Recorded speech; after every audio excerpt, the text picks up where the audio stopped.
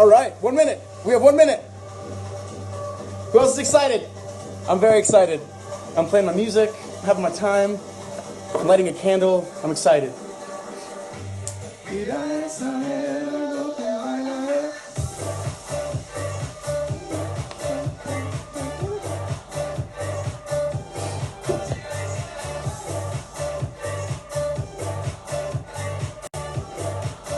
Absolutely, always start the day with a bang. That should be a rule.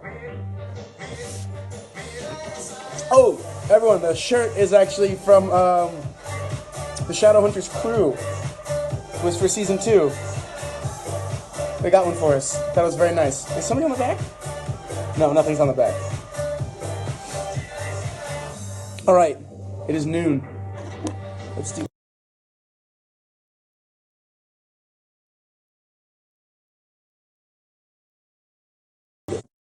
All right, it is now 12 o'clock. Thank you everyone for commenting on the shirt. I really appreciate it. Welcome to the first Instagram Live for the first 100 pages or so of our first book. This is definitely a huge moment for me. This is a huge moment for everyone tuning in. This is an awesome moment for our book club, guys. We did it. We have our first of many Instagram Lives and book discussions. Hopefully we get to do this a lot. Hopefully we can stay on schedule. Hopefully, a lot of things that we're going to work towards together. And hopefully we continue to explore and expand our minds through the use and world of great literature. So, thank you for joining. I'm very excited to talk about this novel. As you guys know, Slaughterhouse-Five is one of my favorite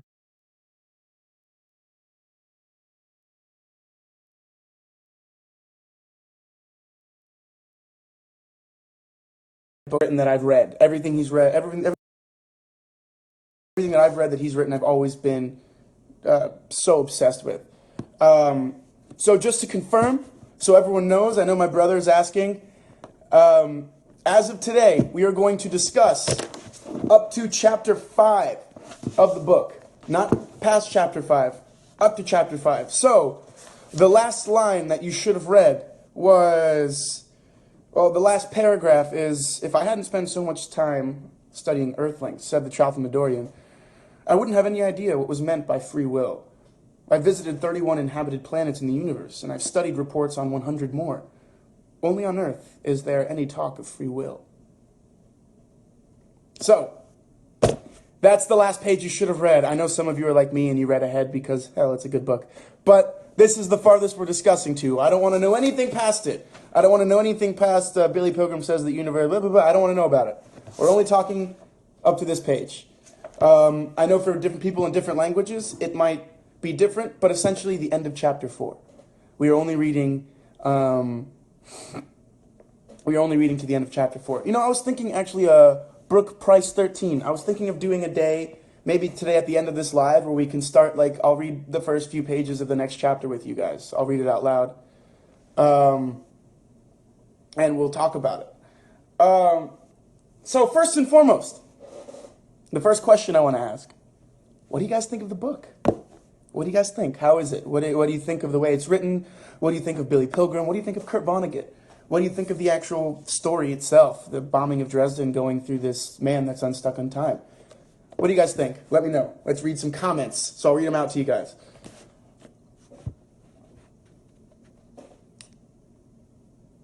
My favorite superheroes are Captain America and Superman. Now, the book. This is the discussion about the book, guys. I love how it's written and how he explains things. I do too. I think Vonnegut does a very good job at that. You're reading The Great Gatsby. Congratulations. Will there be a Portuguese version? There is a Portuguese version of the book. I think I tweeted the link to it. Check my Twitter, my tweets. There's one that has the link for a PDF. I felt weird when I read this book, in a good way. Why weird? Guys, let's be descriptive. Remember, we have to figure out why we felt certain ways, and maybe the author wants us to feel certain ways. Maybe he's trying to elicit things from us. It's different from what I usually read, but it kind of has me hooked. Good. I'm glad. I'm helping expand what you guys read, and that's what I'm doing as well with this book club. There are a few books in there that I normally wouldn't have picked up. It's amazing. Not very sure at first, but I loved it. It's really hard to read. It's not a simple book. No, it's not. It's not. The humor is so simple, yet so charged. I love it. Yes, Kurt Vonnegut is known for being such a very good, writing such good satire, and he's hilarious. Billy Pilgrim's one of those complex characters I've met in the book. Confusing. The history is so fun. Yes. What do I think of Tralfamadore? We'll talk about that. That's a question I have. It's not my favorite book, but honestly, I'm enjoying so much, and the description and the writing is great. Good. Roland Weir. The book is brilliant. Thank you. Hard to understand, pretty confusing. Okay, I'm going to speak to that very quickly, because I think there's a reason why it's kind of hard to understand, and there's a huge reason why it's confusing.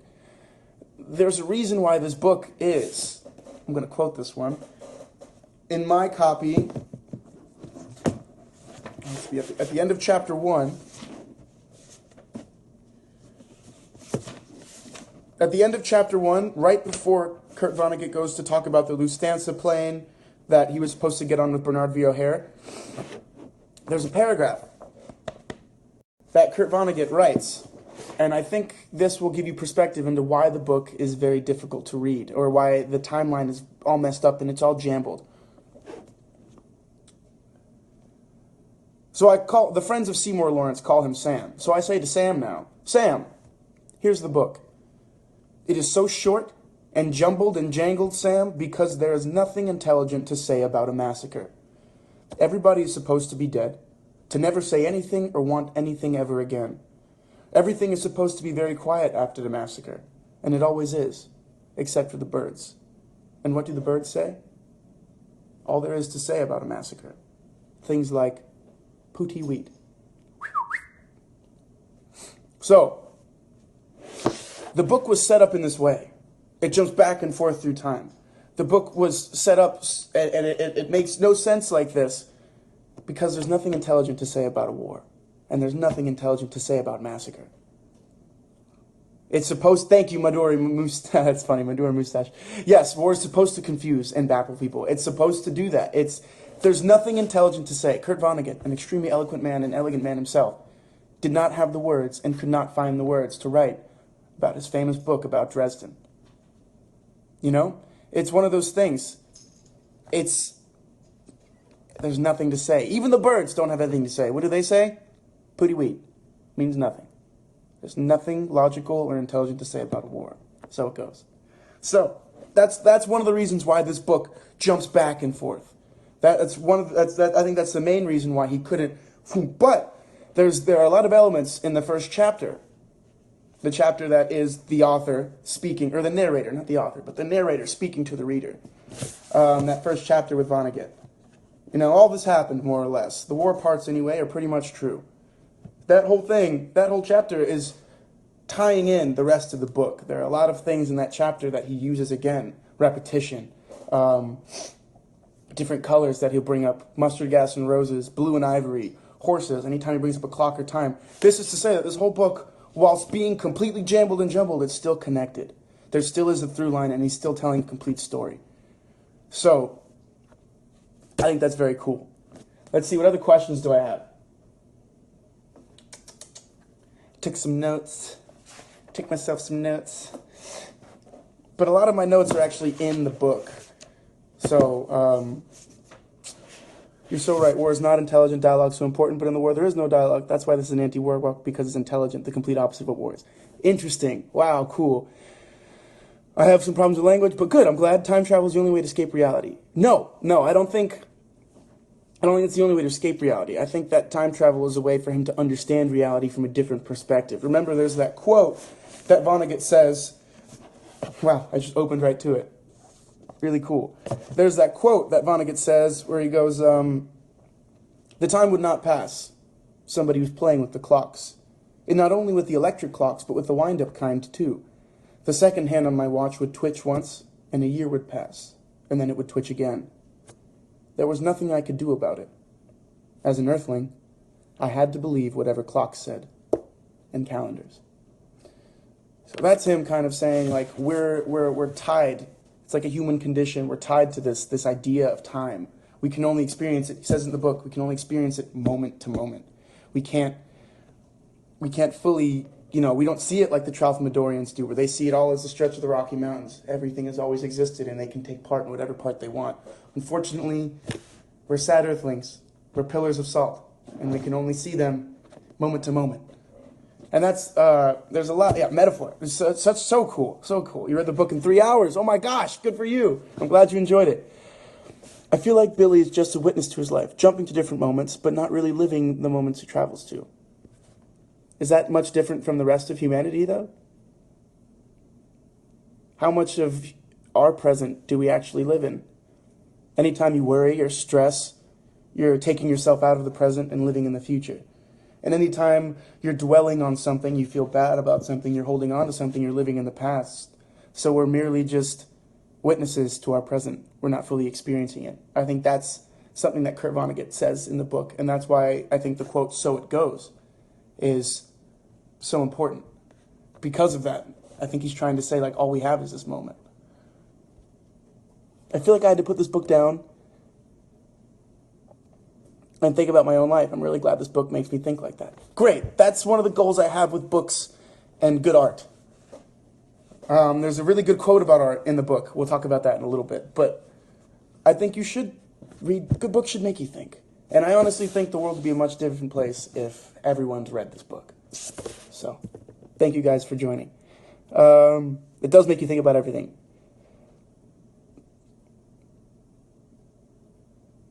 How can we live in the present if we panic about the future? We can't panic about the future. Remember, that's another thing, another quote. All moments, past, present, and future, have always existed and always will exist. So I think that's that. So it goes is supposed to unstick you from time. I think so it goes is a device he uses to be like, this happens. Bad things happen in life. Things happen. So it goes. But we get to enjoy this moment. That's all we have. We don't get to hold on to it. There's that famous quote after he takes the girls to the New York World's Fair, where he says, and I asked myself of the present how wide it was, how deep it was, how much of it was mine to keep.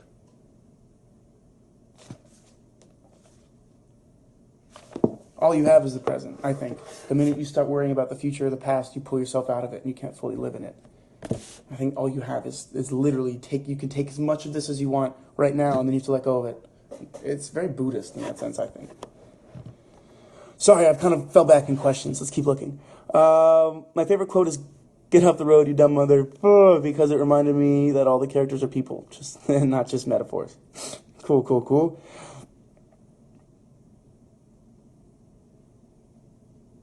So it goes indeed. I feel like I really feel like Billy time traveling is a way for him to live with the aftermath of the war left him. So it goes the cycle of life, yeah. See, this is a question I've had. Because I forgot who brought it up to me. But someone said about...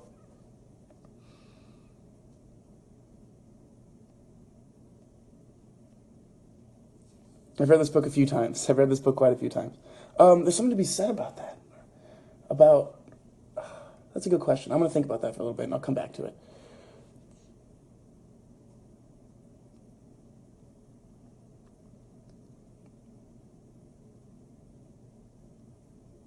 Yes, this book can help you not to worry about the future. I don't know what that says. I think it's just a bunch of runes put together.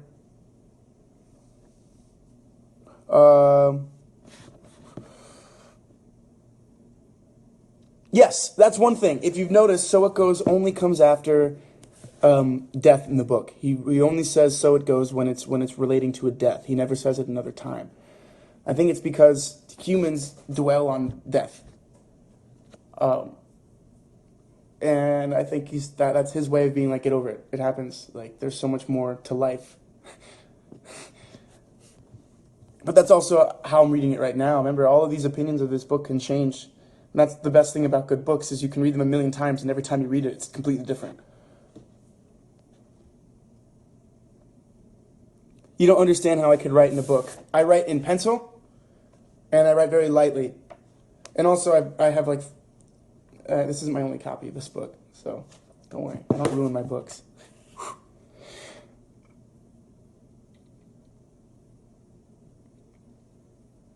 What is my take on blue and ivory? That's a really good question. I think he uses that repetition to to circle back to the beginning, because he started saying blue and ivory in the first chapter, along with mustard gas and roses. And I think that's a way of him tying the whole book together, being like, yes, the narrator that spoke to you in the first chapter is no longer gone. It's not like the book started in chapter 2. No, the book started in chapter 1. And he wants, it's all one complete piece. All moments have existed. You know, it's not like, this is the story and the beginning Vonnegut's just shooting the shit with you. I think it's very like, I think it's like that.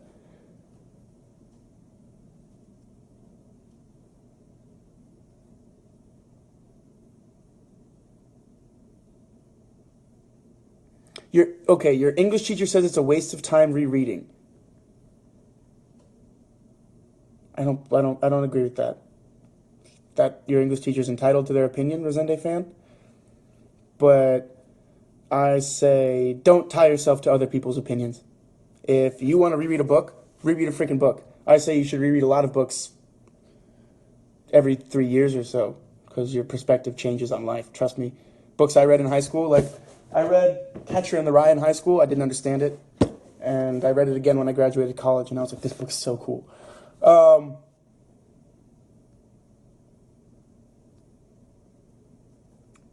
Sorry, I fell behind in questions again. Sorry. What if Billy is in a coma dealing with his PTSD? We know for sure that he served in the war because the war parts are pretty much true. So what if he was in a coma after the war? See, that's an interesting question, an interesting idea and perspective. But Rita, I would say no. I think I don't think Billy's in a coma after the war. I don't think Billy's real. I think Billy represents parts of Vonnegut. Also in the book, there are parts where Vonnegut refers to himself as one of the people that are in the book, not just the narrator. Like the part where he says, we actually visited where Wild Bob lived in, I think, what was it, Idaho? I'm sorry, I forgot. But that part, he's saying, this story is still continuing. It's not that crazy. It's not weird. Billy isn't in a coma. I think he really is unstuck in time because he's like a fictional character.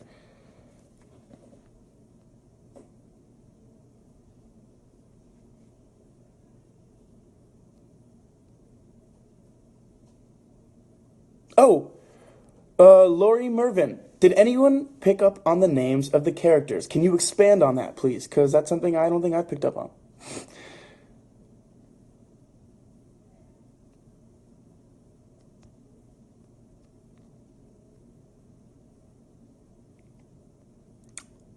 Oh, he keeps saying, my name is Jan Janssen. I work in Wisconsin. I work in a lumber mill there. People on this. I think he says that in the same way that he says kind of so it goes. It's circular. He feels like he's just fitting into like this man doing his job, going to work, and then going home. I think he thinks he's fitting into the routine of life. That's my interpretation right now. Someone just asked me what I think of Mary at first. I love Mary O'Hara as a character. I think he makes her. I think you immediately know who she is and you see her, and I think that's a very. I think her character. The book is dedicated to her and Gerard Mueller, the cab driver. So I think her character and that whole phrase is why Billy Pilgrim is the way he is. Remember, Billy Pilgrim. All of Vonnegut's quotes. Why does Vonnegut quote so much? All of Vonnegut's quotes mean something. Remember, Mary O'Hara says, "So you're gonna make this book a movie, and then people like Frank Sinatra and John Wayne are gonna play the characters, and they're all gonna think war is great, and you're gonna send all of our babies to go do more wars and cause more death." I think Vonnegut literally is taking that, and he made Billy Pilgrim the worst possible soldier in the world. The worst person to be stuck in war and has no will to live. He just knows he's going to survive because that's time, right? He knows, so he doesn't care. He's like, leave me here, and they're like, no. And all of those people pushing him keep him alive, but that's why he made Billy a character that Frank Sinatra or John Wayne can't play. So I think that's important.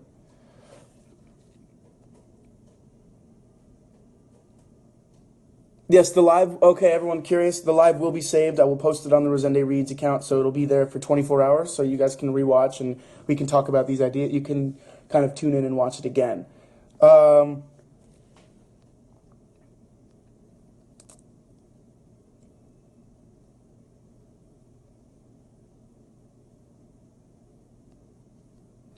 I like to be unstuck in time? No. I think being unstuck in time removes you from humanity. I think that was one of the biggest things that happened to Billy Pilgrim. He no longer became human when he was able to unstick himself from time. And that's why he worked so tirelessly, I think, to try to get people to see it his way. Because he's like, oh, we could get rid of our human conditions if people just understood time didn't work the way we think it was. So much works like that. So I think that's cool. I have not seen the movie. I've never seen it. I'm going to watch it when I finish it this time.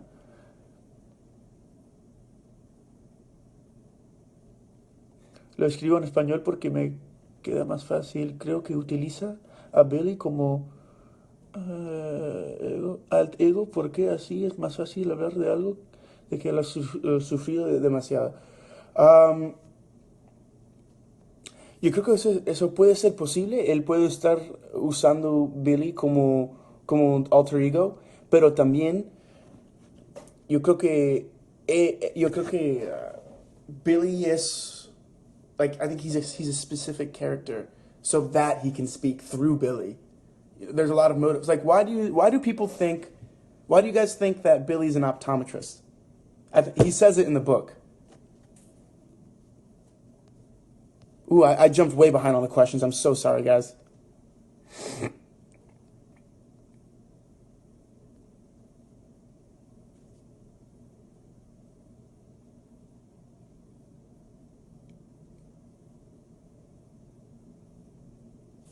Exactly, he becomes like an alien. It's pretty cool.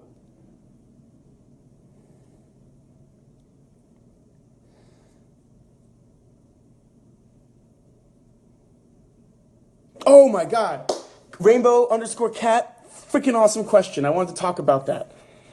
What's the part of him watching movies backwards and the scenes in the past in reverse? What did that mean? I don't know what it meant. But this is the first time I read that and was like, holy, that was so cool. I'm going to read it for you guys so that everyone can be caught up. It's a bit long. Is that okay? It's just an amazing part of the book. So I'm going to read it really quickly for everyone to jump in real quick. And then, so if you can hold your question. Don't read it. Don't read it? Okay. One sec.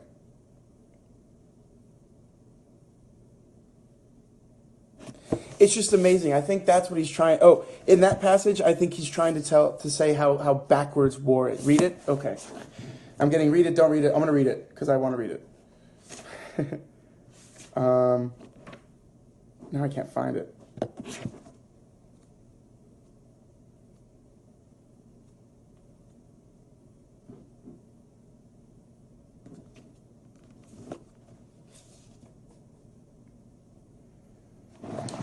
Billy looked at the clock on the gas stove. He had an hour to kill before the saucer came.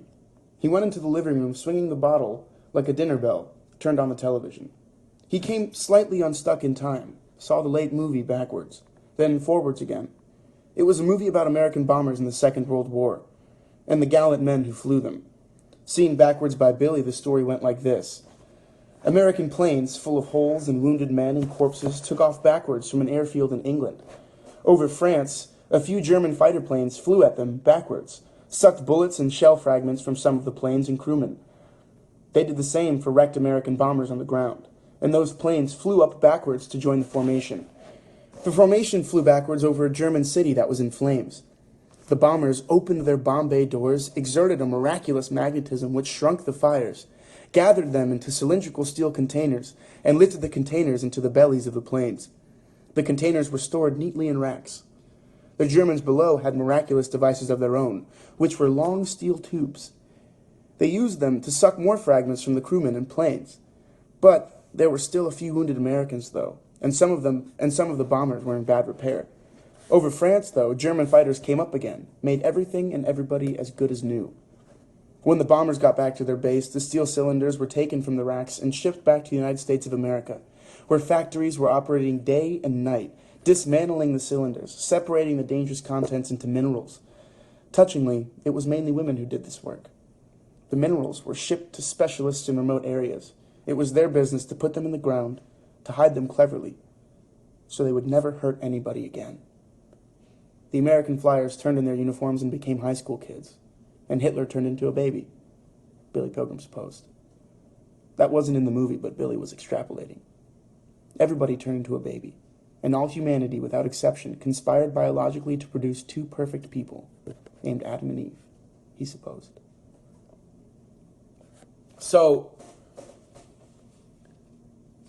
to me, I think Vonnegut is being like, look how messed up war is, that when you look at it backwards, it looks like the most beautiful thing in the world.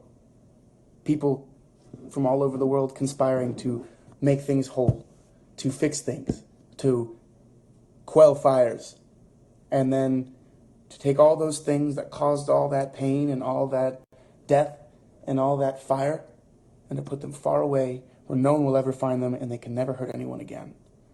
I think the main point of that passage was to be like, if you look at war backwards, it makes more sense.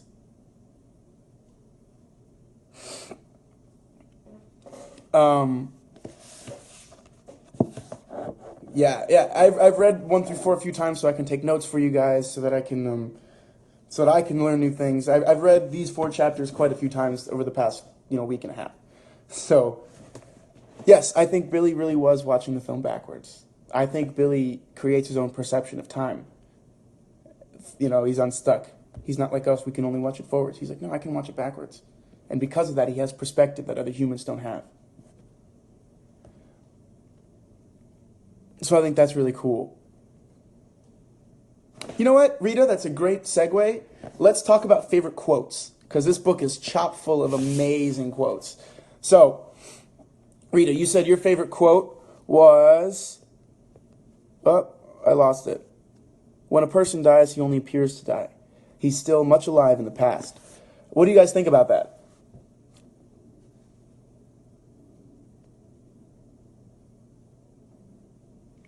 Whoa, Liz the Finsta. So true. Also going back to Adam and Eve shows how much we've devolved in some ways through war. We'll have a little segue real quick. I've had that same discussion with people that think the world can't change. They think that, sorry guys. They think that the world is how it is and it's going to stay that way. I don't believe that to be true. I think if more people read, I think if more people focus and wake up and care, that the world can change. That's why we're reading. If the accident will, yes. WTHB, I don't know what that means, or what the hell be, I don't know. But yes, if the accident will, I'm going to start saying it. I think I'm going to try to bring it back. It's like a common phrase.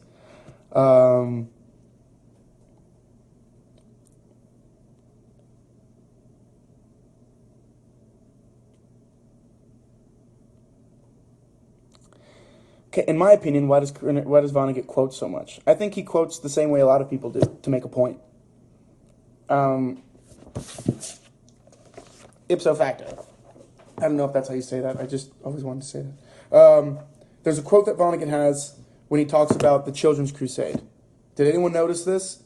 That when Vonnegut and him, in the first chapter, him and Bernard V. O'Hare are talking about the Children's Crusades. I'll read it for you. History, in her solemn page, informs us that the Crusaders were but ignorant and savage men, that their motives were those of bigotry unmitigated, and that their pathway was one of blood and tears. Romance, on the other hand, dilates upon their piety and heroism, and portrays in her most glowing and impassioned hues their virtue and magnanimity, the imperishable honor they acquired for themselves, the great services they rendered to Christianity. Now, that's in the first chapter, talking about the Children's Crusades, and he goes on to say, now, what was the grand result of all these struggles? Europe expended millions of her treasures, and the blood of 2 million of her people, and a handful of quarrelsome knights retained possession of Palestine for about 100 years. He's trying to say, like, was it worth it? Were the Crusades really worth it?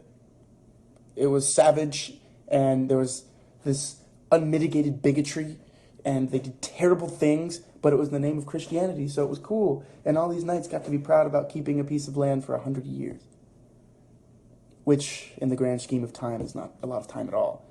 Now, he's not commenting on Palestine, he's not commenting on that, he's commenting on the actual act of war there. Kind of being like, really, man? 2 million people and all this stuff so that you guys could have this for 100 years? Worth it? I don't know.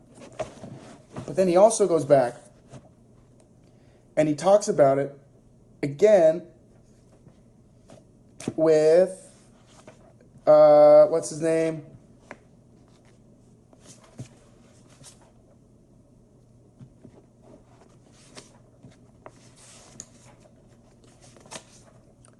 Okay, I can't find it right now, but literally, he uses the same thing to describe the American soldiers with Roland Weary when they're about to get captured by the Germans. Like right before the other two guys, literally he uses the same description, and the great services they rendered to Christianity.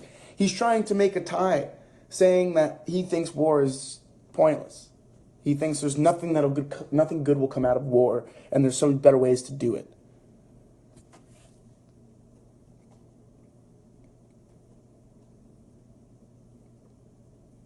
All right, Zayn Nasheed. I'm sorry if I pronounced your name wrong. I apologize if I did. But I admire Vonnegut's effort to make war seem less admirable, especially given the time he was writing it. That's an awesome thing for you to say, and I'm going to tie that into my discussion. Does anyone know? Can someone tell me what year the book was written in?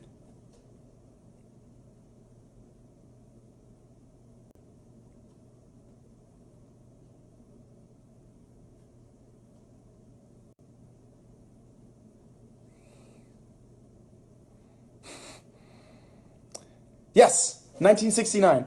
The book was written in 1969, which was the year that Lyndon B. Johnson, he started as president, but then Nixon took over. The Vietnam War was in full effect. Thousands of young men and innocent Vietnamese and Viet Cong were dying.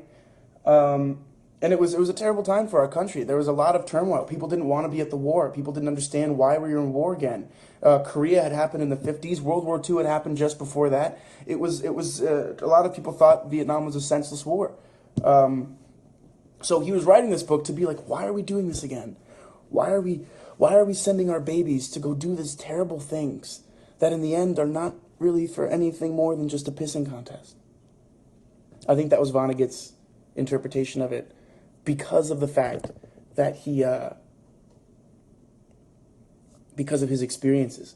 And that's one of the coolest things about, I think, Vonnegut's writing is you don't, especially in American culture, you don't quite often find a soldier who's willing to speak to the atrocities that the American government and the American military have committed, and willing to speak to these things and be like, yo, this was really fucked up. This, like, look, the bombing of Dresden killed 135,000 people. I think more than that. The bombing of Dresden was worse than the atomic bombing of Hiroshima, but people don't know about it. And like the poor people of Sodom and Gomorrah, everyone in the city was determined to be a sinner, whether or not they had any humanity left. And it was just a senseless killing. And I think Vonnegut wants people to be aware of that. And in American books, a lot of the time, war seems great. It seems like it's a step. And he's like, war should never be a step, and it does not prove greatness.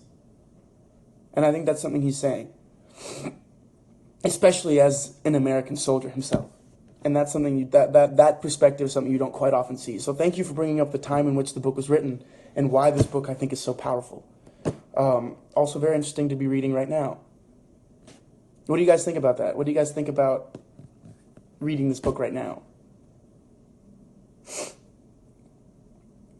Yes, you're right, my Dory Mustache. Your Instagram handle is hilarious.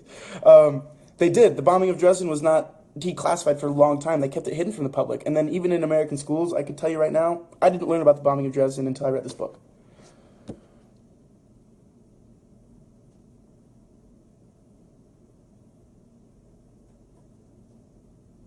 Um, Roland Weary liked to say that Billy Pilgrim killed him because Pilgrim was the one that got them caught.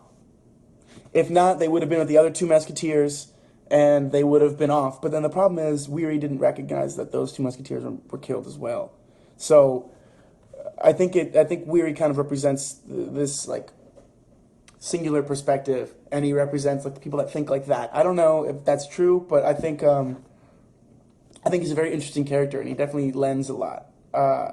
Personally, I think I would be annoyed by Weary. I think he seems very annoying. I would actually be really annoyed by Billy Pilgrim too, especially if I were the other two soldiers. I would hate him.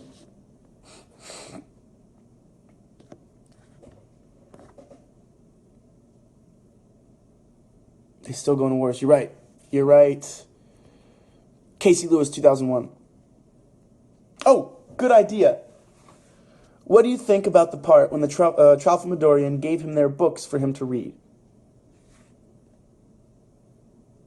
Was that in the reading we did now? I don't remember that part. Ah!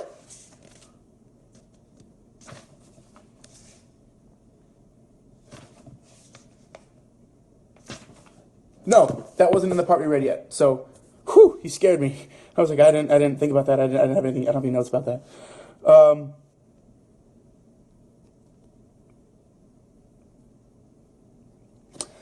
Bianca Frank 23. What do you think the hobo represents? That's a great question. I've actually never thought of that. But right now, if you're asking me right now, I would say I think he's also saying things could be worse. Think about it. His only lines are always, I've slept worse places. I've been somewhere worse. I've felt worse. I've been hungrier. I think he's trying to say that, like, war is the worst you can get, but still some people have experienced worse. And it exists. It's a spectrum, I think. It all exists. War is glamorized intensely by the media. War is not honorable. War is a crime against humanity. Literature like this is always refreshing.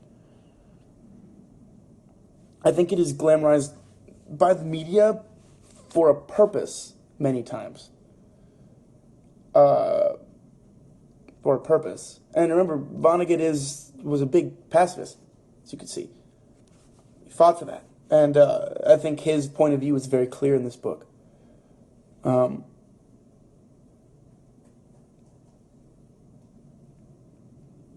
it goes.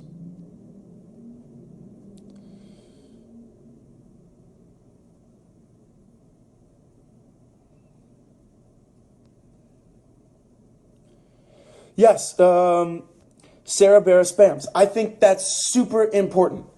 I read American Sniper as well. Okay, I'll read her comment for everyone. I like reading American Sniper and this because the views on war are very different, and it makes a comparison to contemplate. Remember, in this world, no one's right and no one's wrong. Everyone just has their perspective. Just like, God, I love that I have these quotes just ready for you guys. Just like when Vonnegut says, I think about my education sometimes. I went to the University of Chicago for a while after the Second World War. I was a student in the Department of Anthropology.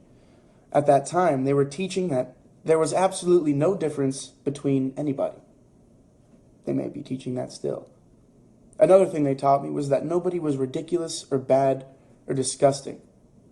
Shortly before my father died, he said to me, you know, he never wrote a story with a villain in it.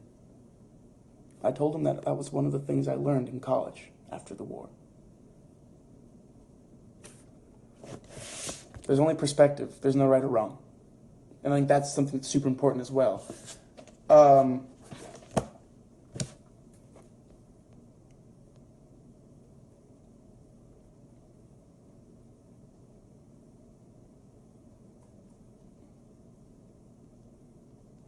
You guys are asking a lot of questions that I don't know if I can answer. He's realistic because he knows it could be worse. You're right. I think everyone should read this book. I agree. Okay, Catherine Jolly. What are my opinions on the use of propaganda from a perspective of a government or a military entity that wants the most powerful force there is, and that's the power of the people, absolutely. The use of propaganda is a genius idea.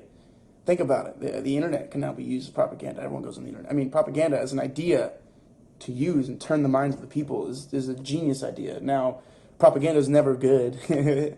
Well, I mean, there is, but it's always to support an ideal. It's to get the minds of the people. Remember, that's one of the goals of not of war, but one of the necessary things in war, and that's why I think Vietnam became so hard for the American people, was because so many people were opposed to it. There was no winning that war in the eyes of the people. The country itself had given up on the military in that sense, and you can't have that.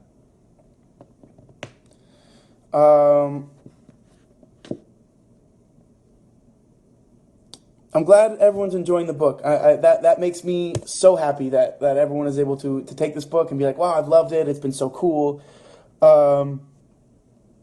Yes, I know that Quakers tend to are very, very much peace-oriented, right? I think they're pacifists, if I'm correct.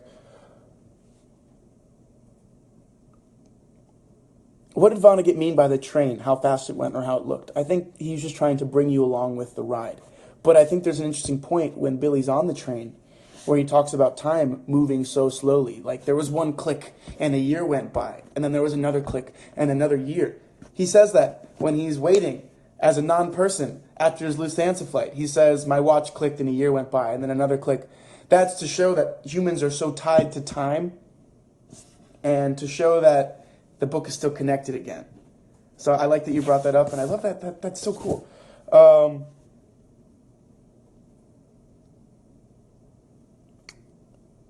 You got your English teacher to join the book club. That's so great. I'm glad she's joining. I mean, I bet she's probably read a lot of this, and I bet she has a lot more insights than I do, so that's awesome. I hope if there are any English teachers that are watching or are with us in our book club, please feel free to dive in, give us your insights. We're all here to learn, and we're here to see the book from new perspectives and do some cool stuff. So if there are any cool English teachers on here, thank you for joining.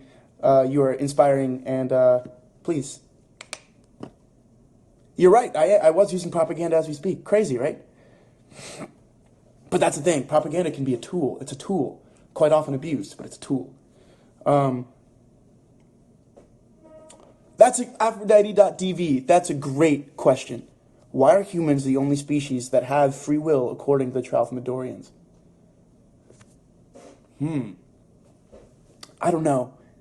That's something that I've wanted to think about. Like, why is it only on Earth that they've said they've experienced this idea of free will? I think it's because we're tied to humanity, our humanity, what makes us experience this dimension. And I think we can only experience time linearly. And that's why we believe in this idea that we can change it. But I believe in free will as well. But not in this, I don't know. That's where things get weird, and that's where a whole other discussion has to take place for us. So maybe next time. Maybe at the end of the book we'll talk about it. I think that's a good question to bring back to the end when we finish. Because then we can look at the whole book as one set of Rocky Mountains, right? We're not just stuck in the middle.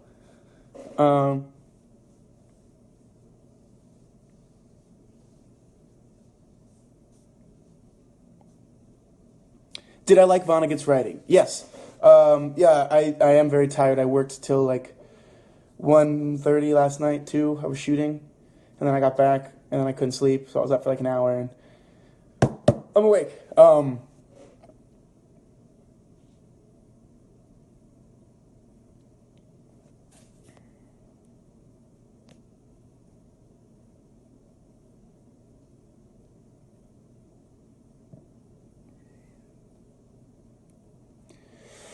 All right, good question. My favorite quote.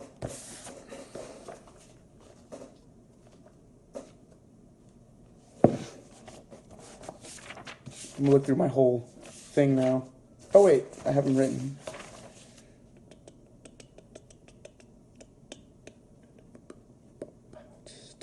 Well, I like So It Goes. My friend James Boland, I don't know if you guys know him. If you don't, you should follow him. He's awesome. He says it all the time. Him and I read it together, actually, Slaughterhouse-Five. The first book I ever read by Kurt Vonnegut was Breakfast of Champions, which made me promptly jump into a bunch of his other work. Like God Bless You, Mr. Rosewater, and Slaughterhouse-Five. Um, there's a really good quote about art that I like.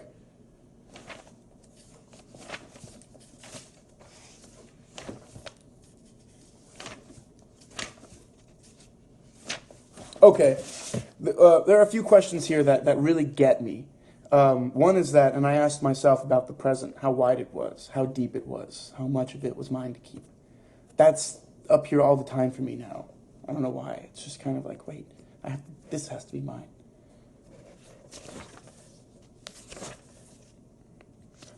I love when he was talking about Eric Ostrovsky's Celine and his vision, and when he said he became a doctor and he treated poor people in the daytime and he wrote grotesque novels at night. No art is possible without a dance with death, he wrote. The truth is death, and I fought nicely against it as long as I could, danced with it, festooned it, waltzed around it, decorated with streamers, titillated it. Time obsessed him. I think that obsession with time is a very human thing. Make them stop. Don't let them move anymore at all. There, make them freeze once and for all so they won't disappear anymore. I think he's referring to just take it in. Because before you know it, it's all going to be gone. And you're not going to have experienced it. I don't know. That's what I think right now. So you can see even in the corner, I was like, what does this mean? What does this mean? Sorry, but this is one of the best quotes in the whole book. And Lot's wife, of course, was told not to look back where all those people and their homes had been. But she did look back. And I love her for that. Because it was so human. She was turned to a pillar of salt. So it goes. Ugh. People aren't supposed to look back. I'm certainly not going to do it anymore. I've finished my war book now. The next one I write is going to be fun. This one is a failure, and it had to be, since it was written by a pillar of salt.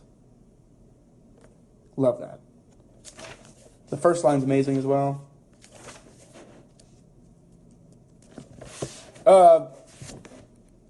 CK Carrie Karina? Yes, I do read on set in between takes.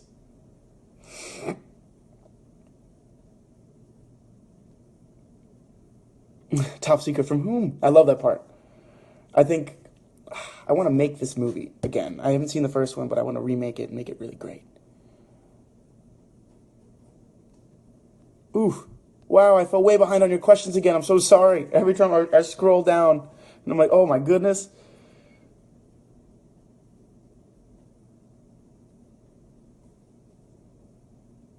I've encouraged everyone I've ever met to read this book.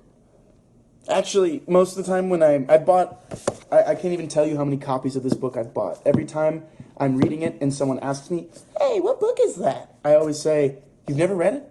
Here, keep mine. And then I have another one in my backpack. Like, I've done it so many times. I've given the book to a few people recently, actually. So this is a new one that I had to make a bunch of new notes in, which is kind of cool. He's in a constant stage of stage fright because he never knows what part of his life he's going to have to act in next. Love that quote. I think that's cool. But I feel like that's life, right? You never really know what's going to happen next. It kind of just happens. You're like, oh gosh, now I have to be here. I met this person. Weird.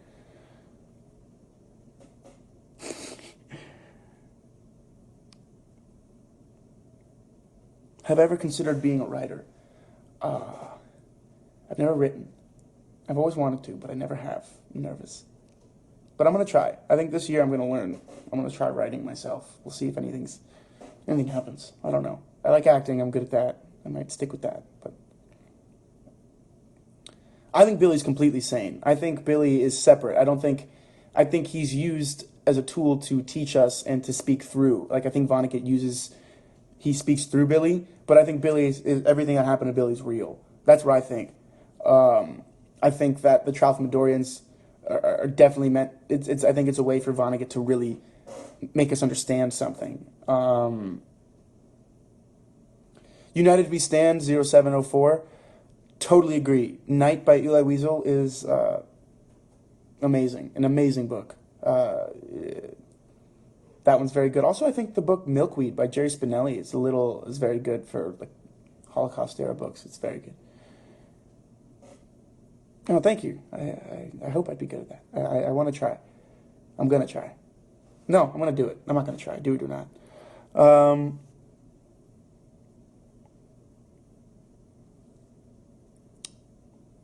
Is there any character in the book that I relate to? I don't think so.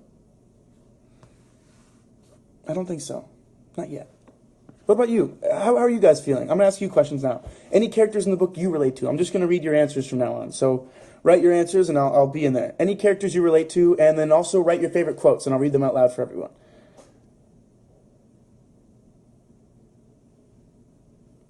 All right, before we do this, I'm gonna talk about this. How do you give books away? No, you have to. I think giving a good book away is one of the best things you can do to someone. It's like, hey, this is why I see the world this way, and I think it's really cool. You should try to see it this way too. Or it's kind of just being like, yo, I think it's such a truthful form of sharing. I take, but I never lend a book. I'll never say, hey, borrow this book. I'm just going to give it to you. Because if it's a book that's that good and it's on my bookshelf, I'll buy it again. But it's actually a rule of thumb, so everyone remember this. Never lend a book you're not fully prepared to never get back. So yeah, you just when you give a book away, just know you're giving someone an experience that might change the way they see the world, and that's like the coolest thing ever. The wife of the man in the first chapter. You liked Mary O'Hare. That's super cool. Yeah, and you relate to her. Wow. Wow, cool. I relate to her too. But I don't feel like she's me. I just feel like I understand her.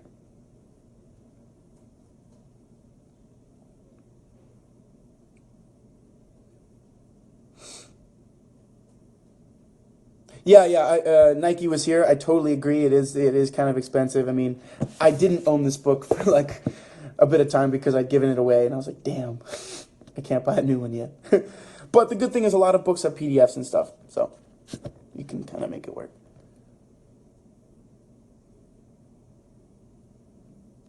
People aren't supposed to look back. I'm certainly not going to anymore. Straight off the page. Good. Well, that's that straight off the page. That goes to like that quote that one of our drivers, Shauna, who's amazing, she told me. It's like, that's why your windshield is so big and your rearview mirror is so small. Right? You're supposed to look forward, not back. I actually, Kate Blair, I absolutely notice more now that I've read the book. And not only that, like the first time I read the first chapter out loud to my mom. Like we were sitting together and I said I would read her the first chapter. So I read her the first chapter and I read that first chapter alone like 17 times. So yeah, every time I read it, something new comes up, a new thing. I'm like, oh my gosh, I didn't realize he referenced this in chapter 5. I didn't realize that in chapter 4 he says the exact same words as he said. It's really cool. He didn't look like a soldier at all. Is a great quote because none of them were born warriors and they were barely men when World War II broke out. They were never meant to be soldiers. You're so right. That was a really powerful quote. I love that. Callisto 99, I don't like reading PDF books because I like to like little notes and stuff. And I like holding a book and smelling it. But I have read PDFs and stuff because I needed to read it. And they get the job done.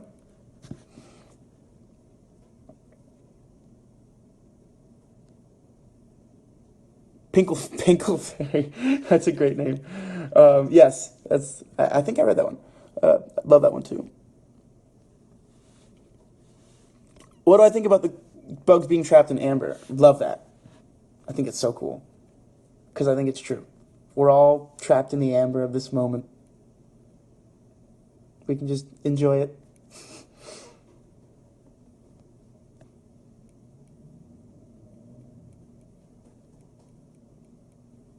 Marika Lambertson, right?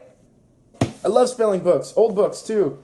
New books don't smell, I mean, they smell good, but they don't smell as good as old books. Old books smell like heaven. No, this is my favorite hat. Yes, someone asked me that earlier. This is my favorite hat. Straight off the page, I will be keeping this live up for 24 hours. Everyone watching, I will save it, and I'll make sure it stays up. If for some reason it messes up and it doesn't save, I apologize. But I will save it and post it so that everyone can rewatch and stuff like that.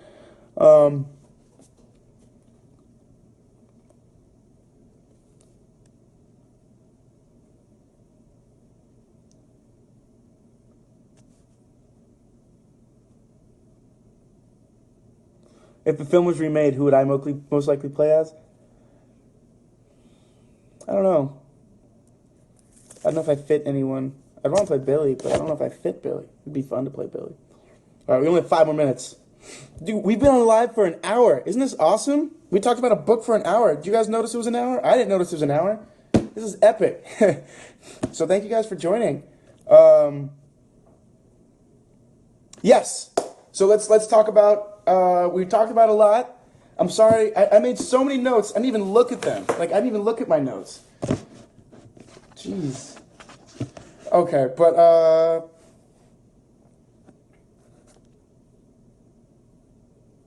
oh, I actually talked about this. That's a question for another time. We'll ask next time. We talked about this. We talked about this. Yo, we hit all the points I wanted to talk about. This is awesome. Hell yeah. So, one last question, and then we'll talk about next week and the rest. About the choice to name him Billy.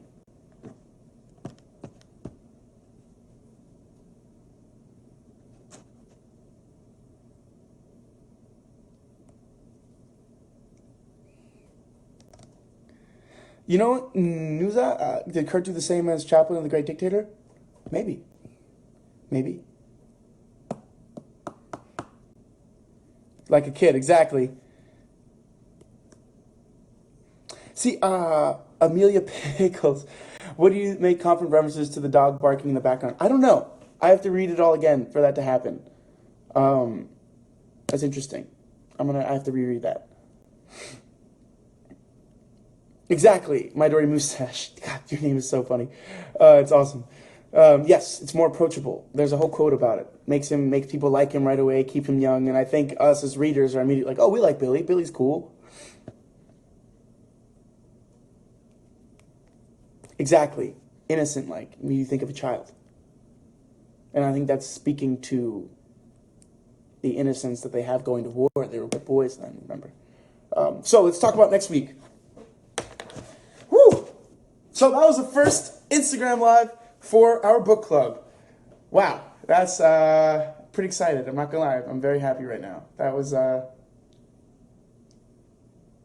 this has been really awesome. Thank you guys for joining, and thank you for reading and asking cool questions and allowing me to like learn more about my favorite book. I did a lot of research. I learned about when it was written. Cool, I got stuff I'd never done before. So thank you. So the next live will be next Saturday at the same time. Next Saturday at noon. Oh my gosh. Did you know you can only do an Instagram Live for an hour? There's literally a clock counting down. I didn't know that. Holy crap. Okay. So we have 1 minute and 50 seconds. So the next live will be next week. We are reading...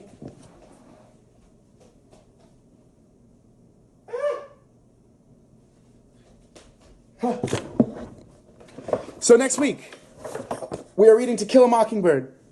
We will finish the book by next Saturday, which is September 16th. So finish the book. Read all of it. Enjoy it. Reread it if you want. Reread quotes. And remember, keep making notes of your favorite quotes. Keep making notes of things that impact you, questions you have. Keep exploring.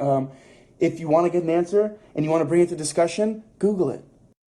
There's so many people that have read this book now, so many people that have done cool analyses of the book and different ideas and perspectives. So, like, go check it out. So the next book we'll talk more about next week, but it's To Kill a Mockingbird. You still have time to get that. And then the book we're reading after that, I will announce next week. So Instagram actually kicked us off live. We were on for an hour, and that's the most we could do. So, thank you everyone for joining. Rosende Reads for our first book club analysis. It was awesome. I will see you next week. Finish the book. Same time, same place, Saturday at noon.